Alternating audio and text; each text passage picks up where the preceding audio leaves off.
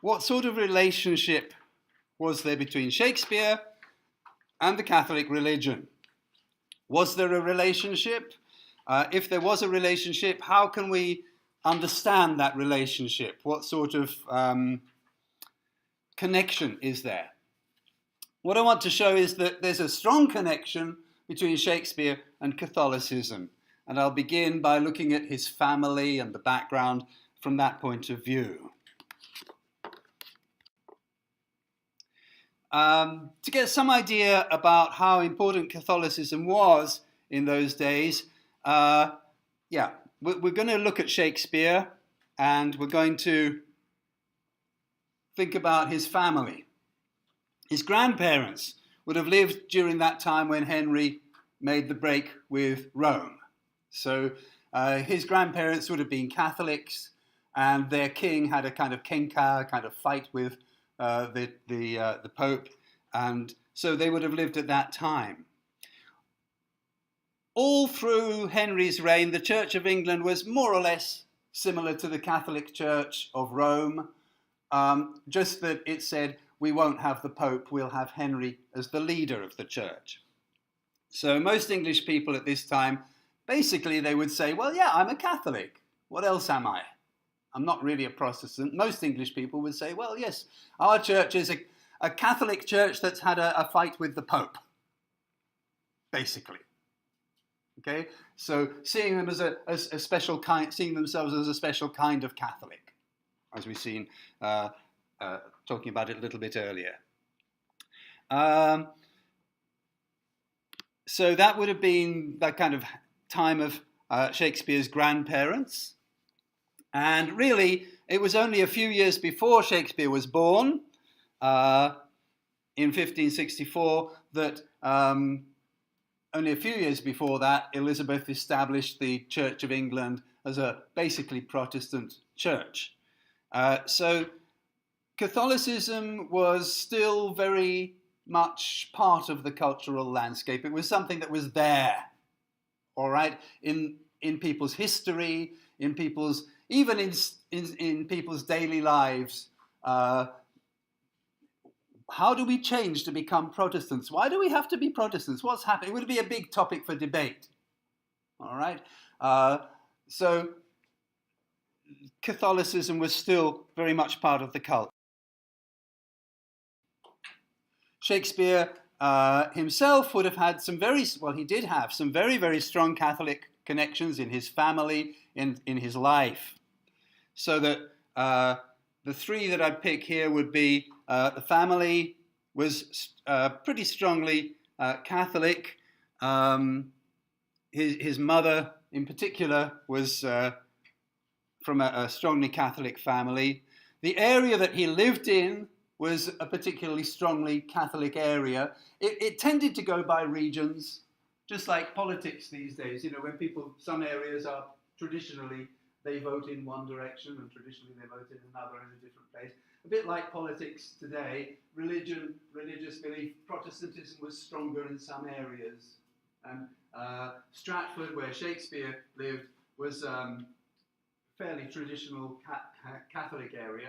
And also the school that he went to, King's School, had a lot of Catholic schoolmasters. It had a lot of Catholic students. We know about them. So let's look at the details. A little bit more about the Arden family. Shakespeare's cousin was put to death. One of those violent, horrible things. They took his head and stuck it on a long stick and held it up there, in a public place for everybody to see. That's what we do to Catholics, to people who help the Catholics. Okay. You may remember a couple of weeks ago, I said that his crime would not be believing in Catholicism. His crime would be he went against the Queen by helping a Catholic priest. Okay? Catholic priests, again, would be punished by death. Anybody helping to hide them or protect them could also be punished by death. And that's what happened to Shakespeare's cousin.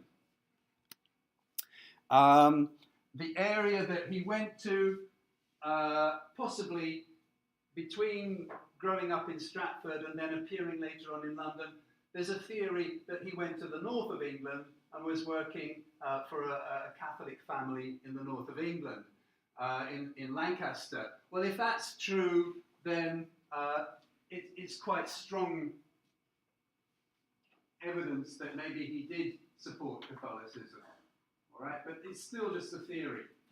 There was somebody with a similar name who turned up in Lancashire at that time. We don't know if it's the same person. Okay, so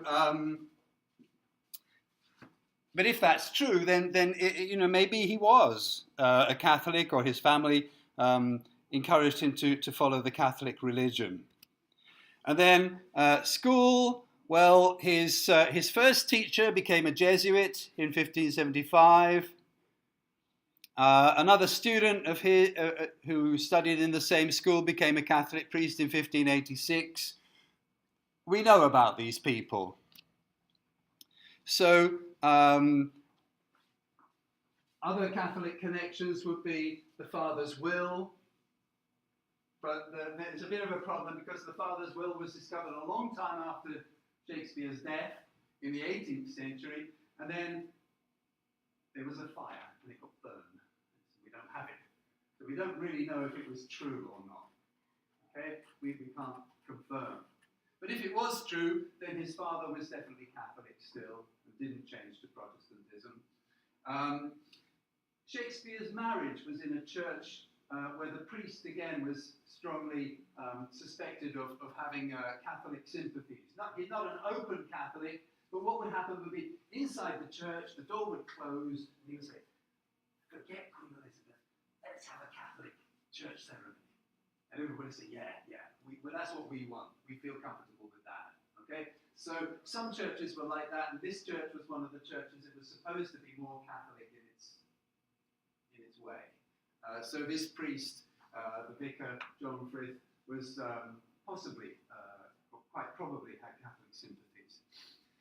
His father and his mother were both fined. Sorry, his father and his daughter were both fined for not going to church.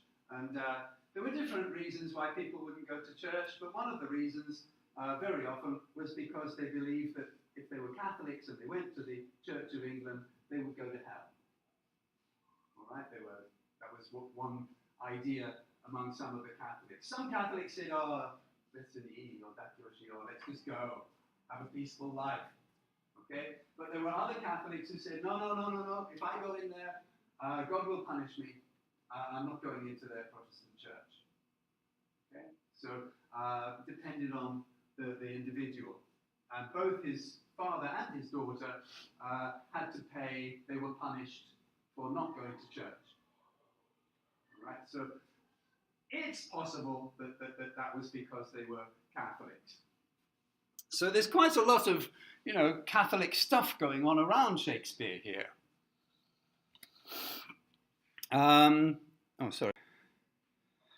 We talked about this before. In his writings, we get things like, the bare ruined choirs where late the Sweetbirds sang. I'll just remind you of that very quickly. And the way that he seems to be very upset about the loss of the monasteries. And again, those that can pity here may, if they think it well, let forth a tear in Henry VIII. Seems to be on the same subject, basically. But there are lots of other things that Shakespeare says that you can understand. Maybe it's about Catholicism, but if so, it's very hidden. These two are pretty open. He's pretty openly saying, that's a shame. But even so, saying that's a shame doesn't prove that he wants to go back to the Catholic way. Okay, he might, a lot of people love the art, the music, the poetry of the singing and the beauty of it. Okay, I mean, someone like my father. Okay, he went to the Ecocal Kilkai, he went to the Anglican Church, and he didn't believe in it. He just liked the music, he liked the songs, he liked the atmosphere. Okay, so maybe Shakespeare is talking in that way. He just liked that old atmosphere, and it's a shame that we lost it. Okay, So that's a possible way of understanding him. We don't really know what he. So now I'm going to go on to a very famous Catholic from those days, a Catholic priest. Okay, his name was Robert Parsons or Persons, sometimes P-E-R-S-O-N-S, sometimes P-A-R-S-O-N-S. Both names, both spellings, Parsons or Persons. And again, I'd like to talk about the relationship between a Catholic priest, a Jesuit, and Shakespeare. What is the relationship between these two? And again, it's quite a strong and clear relationship. They lived at the same time together, okay? But there's more to it than that. They actually wrote about each other. Shakespeare wrote about Parsons, and Parsons wrote about Shakespeare. In Love's Labour's Lost and in Twelfth Night, he actually mentions Parsons by name. Okay? It says Father Parsons or Father Person. You know, is he a parson or a person? He's going to be making jokes about the name. All right? And there are, in several of his plays, you can see that Shakespeare had read Parsons' famous book called The Christian Directory. Even in that speech, To Be or Not to Be, there are little bits of it that show that he had read The Christian Directory. Okay? Obviously, he knew that book. And on the other side, Parsons refers to Shakespeare. He talks about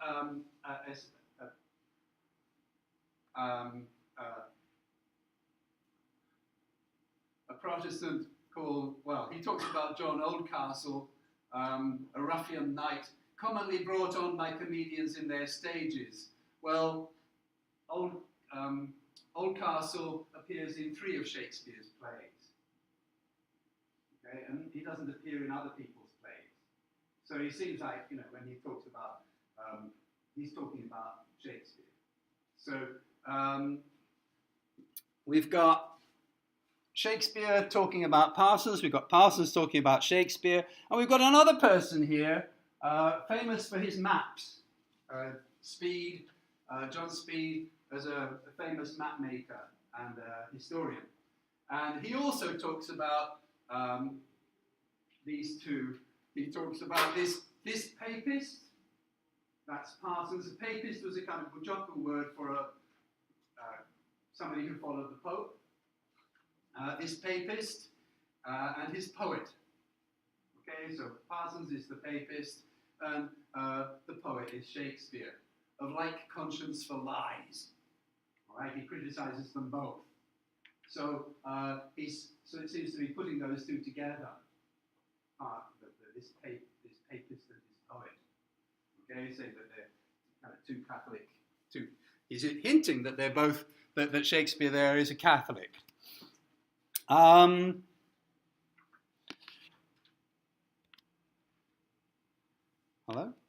What's going on? So, all right, what do I think about all of this? I haven't mentioned all the possible connections. There are more connections, more things that might make us think that Shakespeare, clear Catholic connections. There's a Catholic poet, a famous poet called Robert Southwell, who was put to death in Shakespeare's time. There are many references, many hints in Shakespeare's work that he knew Southwell. He clearly knew Southwell's work, and he knew it well. And it also seems that Southwell dedicated one of his works to W.S. Would it be William Shakespeare, or could it be someone else? We're not really sure. But quite probably it was Shakespeare. I think it's quite likely that it was Shakespeare. So there are other connections like this. Well, does that mean that Shakespeare was a Catholic? And perhaps you're going to be a bit surprised that I don't say yes. I don't I don't remain completely convinced. I'm not. I put probably not here, and I still think probably not. Okay. I think he was like a lot of people in those days. He was asking questions about it. He was worried about it a bit, but I don't think he was particularly a religious person. I don't think he was committed to believing. Not in the way that Father Parsons was, for example. He was a priest. You know, he believed every word of it. I think Shakespeare probably thought, you know, life's kind of fun. It's nice to have a beer from time to time. Maybe when we die, we go somewhere. I don't really know. Okay, I think Shakespeare was more that kind of person.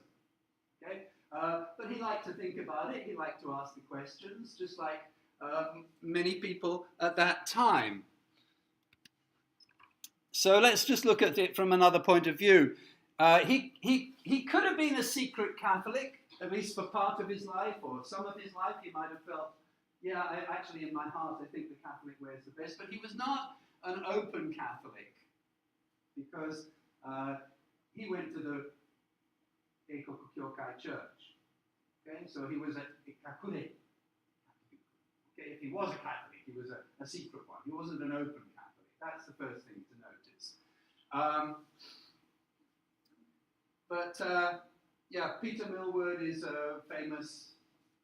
one of the famous scholars, and he's Egungatka. When I came into the Egungatka, that was the same year that he retired. Okay, so he finished, I began. He's still here, he's still alive, he's still, yes, you know, in SJ House, he's still living there. Okay, you might sometimes see him on the campus. He's 92 years old or something. Okay, thin man, but he's got a tremendous energy. You know, so he's still writing books, and he's still publishing about this, and he's still, you know, very sure that Shakespeare is a Catholic. And recently, not just him, but other scholars are joining in, supporting the idea. The only problem I have is that nearly all the scholars who think that Shakespeare was a Catholic are Catholics. Okay? They want him to be one of theirs. Okay? They want him to be, you know, I'm a Catholic, so I want Shakespeare to be a Catholic. Okay? Well, okay. I'm not 100, that doesn't help to persuade me. If there were more people like me, who are kind of Kapkan-teki in the sense that I'm not Catholic, I'm not Protestant, I just want to know the truth. Okay? If there were more people like me who said that they think he's a Catholic, then I would be more persuaded. But pretty much all the people who say that he was a Catholic are also Catholics. I feel, yeah, you want him to be with you, okay? But that doesn't make it true. Okay? So it's possible, though. I don't say that he definitely wasn't a Catholic. It's possible. As I say, though, he went to the Church of England, and England had just changed from being a Catholic country, so everybody was kind of a little bit doubtful about the situation. Most Elizabethans would have had Catholic connections. For example, Queen Elizabeth's father was basically Catholic, wasn't he? In the Hasid, he was Catholic. He got a special reward from the Pope to be Defensor Fidei, okay, defender of the faith. We saw that. Her sister Mary was a Catholic, okay, and so was her cousin Mary, Queen of Scots. Even Elizabeth herself, when Mary was alive, she said, "Oh yes, I'm a Catholic." So I mean, it was typical. You know, we've seen Elizabeth's situation. She has strong Catholic connections, but clearly she's not a Catholic. Everybody would have had strong Catholic connections because the country was just changing at that time. So I don't think it's unusual that Shakespeare had a cousin who was helped a priest, or that his mother was quite strongly Catholic, or her family was.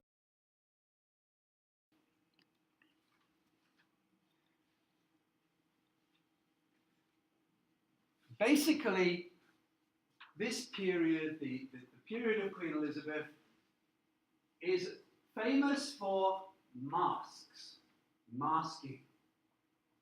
Queen Elizabeth said, "Put on the mask and you'll be okay. I don't want to know what goes on in your deep heart. I don't want to know about your deep soul. That's your personal business. If you are in your heart a Catholic, I won't punish you." just pretend for me, okay? And she was playing a long game. If you pretend and you keep on pretending, your children will grow up and they won't be pretending. It will be real. It will be normal for them. Okay? She had a long view, a long strategy there.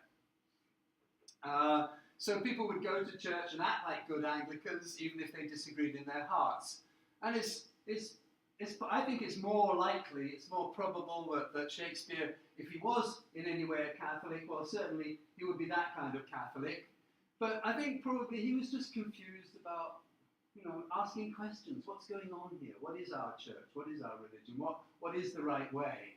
And so that's what I see in his plays. He's asking those questions. He's not speaking like Father Parsons as somebody who's sure and knows all the answers. All right? He's asking like, what are we supposed to believe here? I wonder if this is right. Could it be this? Could it be that?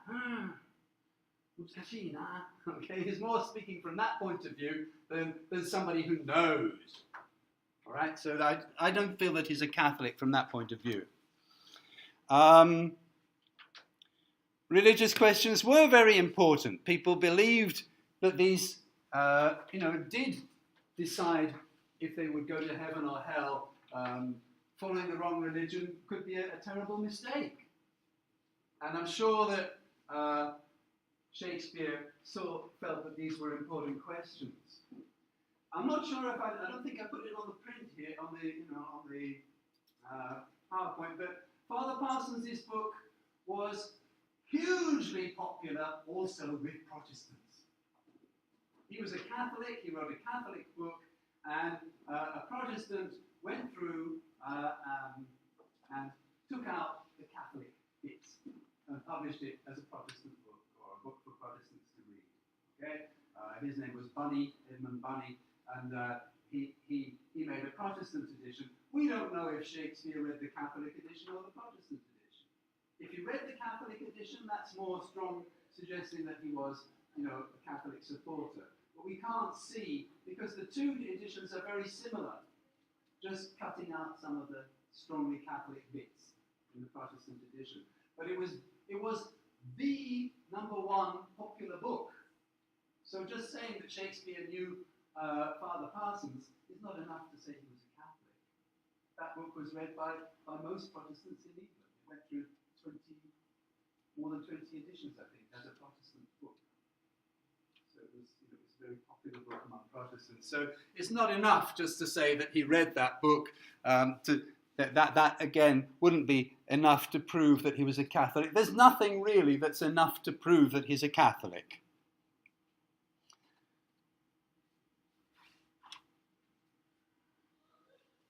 And what I want to say here is Shakespeare is typical of that period.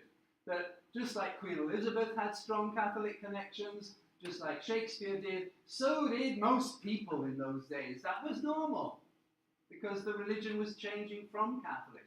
So of course, everybody had Catholic parents, or nearly everybody. Okay? A lot of people would have a brother or a sister or someone who would say, I still think the old way was better. Okay? And even inside their hearts, people would think, yesterday I was reading about this and I felt that the Protestants are right. But now I talked, in the Izakaya, I met a Catholic and I was talking to him and now I think they're right. I don't really know what I think is right. A lot of people were going through confusion at this time. Okay? So, but the basic reality is that the Eikoku Kyokai stayed, as Elizabeth made it, imamade, right up until now. We've still got that Church of England. It still continues right up until now. There was just one time in the 17th century when the Puritans came in and changed things. We'll talk about that later on. But that's the basic situation. We had a kind of middle way church. Okay, so I'm going to take a break there, I think.